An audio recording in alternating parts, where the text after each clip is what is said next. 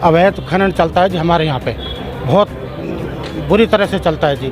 किसी का फ़ोन आया अवैध खनन हो रहा है, अधिकारी वहाँ पर गए, ईमानदारी अफसर हमारे वहाँ पर जाकर इनकी हत्या कर दी। उनकी आत्मा को शांति तभी मिलेगी जब जो है वो दोषी गिरफ्तार हों, पकड़े जाएं और आगे आने जो अपराधी पनप रहे हैं उनको भी उसको देख के सबक मिले।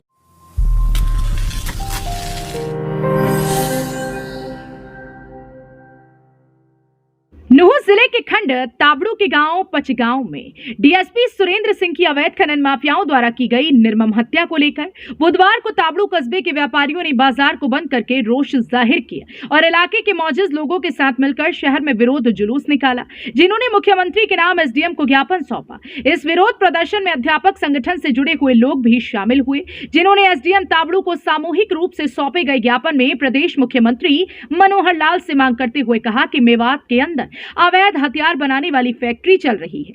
अवैध खनन करने वाले माफियाओं ने डीएसपी की निर्मम हत्या करने जैसे अपराध को अंजाम दे डाला। मेवात में कानून व्यवस्था चरमराई हुई है, इसलिए सरकार सख्त कार्रवाई करते हुए डीएसपी के हत्यारों को अदालत से फांसी की सजा दिलाए। वह इस मामले की साजिश रचता संलिप्त लोगों के ऊपर धारा 307 की धारा के तहत मुकदमा दर्ज करके उनके ऊपर कार्रवाई करे, ताकि आगे से इस तरह के अपराध को करने के लिए कोई अपराधी हिम्मत न जुटा सके। बाजार को बंद करके विरोध प्रदर्शन करने वाले लोगों का क्या कहना है, देखिए रिपोर्ट। नमस्कार, मैं हूं सतीश राघव और आप देख रहे हैं हरियाणा वरदान। तो जिस तरीका से खनन माफियाओं द्वारा एक डीएसपी को कुचलकर उसकी निर्मम हत्या की गई है, उसके बाद तावड़ू में पूरे शहर में विरोध का माहौल है और आप देख सकते हैं कि किस तरीका से भारी संख्या में लोग यहां पर एसडीएम को ज्ञापन देने के लिए पहुंचे हैं और मांग की जा रही है कि जो हत्यारे हैं उनको फांसी दी जाए। इसी को लेके यहाँ पे कस्बा के काफ़ी लोग, क्षेत्र के मौजूद लोग एकत्रित हुए हैं और एकत्रित होने के बाद एसडीएम को ज्ञापन सौंपा और एसडीएम साहब की तरफ से भी उनको ये आश्वासन दिया गया है कि जल्द ही जो बाकी आरोपी हैं उनकी गिरफ्तारी कर ली जाएगी और कड़ी कार्रवाई इसमें की जाएगी। तो ज़्यादा जानकारी के लिए हमारे कुछ और जो विरोधकर्ता प्रदर्शनकर्ता यहाँ के मौजूद लोग हैं उनसे जानकारी ले लेते हैं कि आखिरकार किस तरीका से वारदात को अंजाम दिया गया था और यहाँ की जो लोग हैं उनकी मांग क्या है। नमस्कार जी, क्या नाम आपका है? मेरा नरेश कुमार ढाले जी। नरेश कुमार जी, जिस तरीका से आज आपने जो विरोध प्रदर्शन किया है, एसडीएम साहब को ज्ञापन सौंपा है, दरअसल पूरा मामला है क्या और आपकी मांग क्या है? एक अवैध खनन चलता है जी हमारे यहाँ पे, बहुत बुरी तरह से चलता है जी। किसी का फ़ोन आया अवैध खनन हो रहा है, अधिकारी वहाँ पर गए, ईमानदारी अफसर हमारे वहाँ पर जाकर इनकी हत्या कर दी। तो आज आपकी तरफ से क्या मांग की गई है? मांग रहे हैं उनसे जल्द से जल्द उनके 302 का केस चले और उनको फांसी सजा मिले उन्हें। तो एसडीएम साहब की तरफ से आपको क्या मतलब मांग की गई है, आपकी तरफ से क्या मांग की गई है और क्या आपको आश्वासन मिला है? हमने एसडीएम के थ्रू अपना सीएम साहब को दिया है, यह ज्ञापन उनके नाम दिया है, बस जल्द से जल्द कार्रवाई हो। तो इसी बीच कुछ और लोग भी हमारे साथ हैं, उनसे भी हम जानकारी ले लेते हैं और यहाँ की चेयरपर्सन जो है उनसे भी हम पूछ लेते हैं कि आखिर पूरा मामला क्या था और किस तरीका से इस वारदात को अंजाम दिया गया। मनीता जी, आज आपने जो ज्ञापन दिया है, क्या ज्ञापन दिया है और क्या मांग की गई है? इसमें मांग की गई है जैसे कि कल पचगांव में सुरेंद्र सिंह जी की जो निर्मम हत्या हुई है, उसके लिए हम सब तावड़ू क्षेत्र के ब्लॉक के सभी लोग यह चाहते हैं कि जो इस साजिश में शामिल हैं उन आरोपियों को, दोषियों को कड़ी से कड़ी सजा दी जाए और अवैध खनन यहाँ से पूर्णतः समाप्त हो, चाहे पहाड़ी पर ड्रोन के माध्यम से किसी भी तरीके से, जैसा कि प्रशासन या सरकार चाहती है उस तरीके से यहाँ पर कड़ी निगरानी हो। और इसके साथ साथ और भी जो पनप रहे हैं जो है, जैसे कि नशा यहाँ पर तेज़ी से है और अभी हमने अखबारों में पढ़ा कि यहाँ इस तरीके से हथियार बन रहे हैं हमारी नाक के नीचे, तो उन सब पर एक पूर्णतः जो है प्रतिबंध लगाए और इस तरीके की वारदातें आगे ना हो। आज शहर में पूरा शोक का वातावरण है, जैसे कि परिवार का एक आदमी, आप ये मान के चलो कि वो हमारे शहर के लिए एक हमारा पालनहार, हमारा रखवाला करने वाला था। जब उसी की सुरक्षा नहीं है तो हम आम आदमियों की क्या सुरक्षा होगी? ये लोगों के बातें जो हैं ये दिलों में घर कर गई हैं, वो समझ नहीं पा रहे हैं कि कल ये क्या हुआ। तो हम एसडीएम साहब के पास यही मांग, अपना ज्ञापन लेकर आए हैं कि दोषियों को कड़ी से कड़ी सजा दी जाए, ताकि आगे अगर कोई इस तरीके के काम करता है तो वो 100 बार सोचे। देखिए, जिस तरीका से विधायकों को विदेशी नंबरों से धमकी मिल रही है, जो पुलिस अधिकारी हैं उनकी सरेआम हत्या की जा रही है, तो आप क्या मानते हैं कानून व्यवस्था किस तरीका से ठीक हो?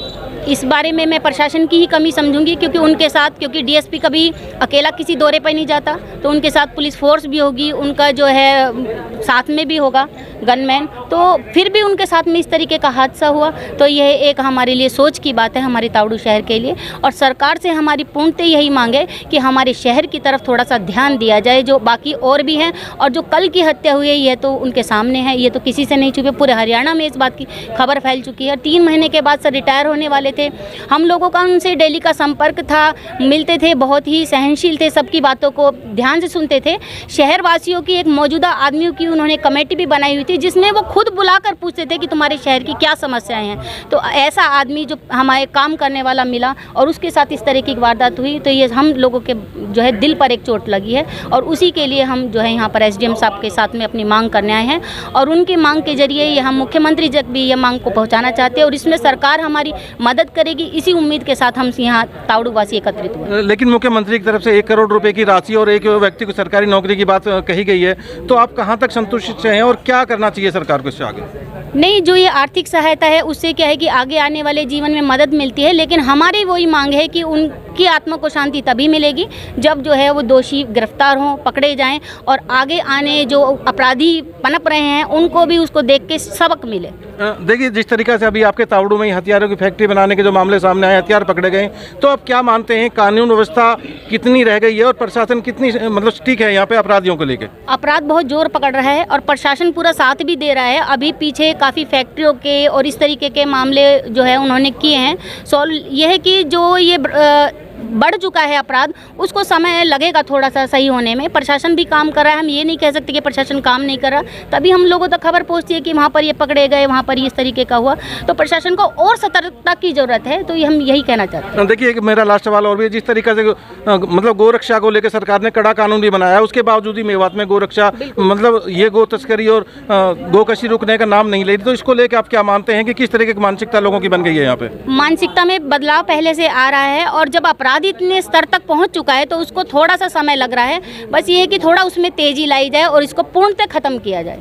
धन्यवाद। तो ये थी हमारे साथ चेयरपर्सन, जिन्होंने पूरी तरीके से बताया है कि किस तरीके से विरोध प्रदर्शन यहाँ पे किया गया, ज्ञापन मुख्यमंत्री के नाम सौंपा गया है। तो अब देखना इस बात का होगा कि सरकार की तरफ से जो ये निर्मम हत्या डीएसपी की गई है, किस तरीका की कार्रवाई अमल में लाई जाती है। तावड़ू एसडीएम ने मौजूद लोगों द्वारा विरोध जुलूस निकालने के बाद दिए गए ज्ञापन को लेते हुए लोगों से शांति बनाए रखने की अपील करते हुए कहा कि पुलिस ने एक आरोपी को गिरफ्तार कर लिया है, दूसरे आरोपी को पुलिस पकड़ने के लिए दबिश दे रही है, उसे भी जल्द ही गिरफ्तार कर लिया जाएगा।